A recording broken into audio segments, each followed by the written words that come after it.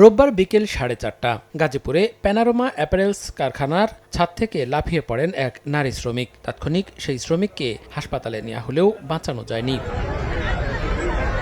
এ ঘটনাকে কেন্দ্র করে সোমবার সকাল থেকেই ঢাকা ময়মনসিংহ মহাসড়ক অবরোধ করেন শ্রমিকরা। এক পর্যায়ে কারখানায়ও ভাঙচুর চালায় বিক্ষুব্ধ শ্রমিকরা। আগুন ধরিয়ে দেওয়া হয় বেশ কয়েকটি যানবাহনেও।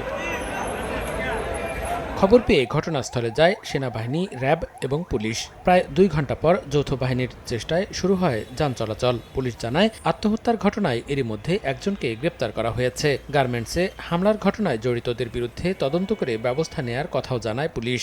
নারী পোশাক শ্রমিক ছিলেন, তিনি পারিবারিক চাপে পড়ে এই গার্মেন্টসে কাজ নিয়েছেন। এটা নিয়ে তাদের পারিবারিক একটা দ্বন্দ্ব ছিল এবং এই পারিবারিক দ্বন্দ্বের জের ধরেই উনি আত্মহত্যার পথটা বেছে নেন এখান থেকে লাফ দিয়ে।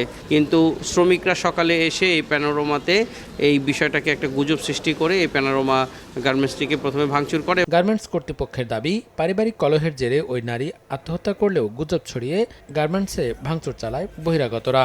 একটা ফ্যাক্টরি গড়ে তুলতে কত কত খরচ, কতভাবে গড়ে তোলা। আমাদের ফ্যাক্টরির অনেক নাম দাম আছে, ফ্যাক্টরি ভালো, এটার নামটা যাতে খারাপ করতে পারে এই জন্য বাইরের কিছু ফ্যাক্টরির দুর্বৃত্তরা এই কাজটা করছে। এগুলা কোনো মানুষ করতে পারে?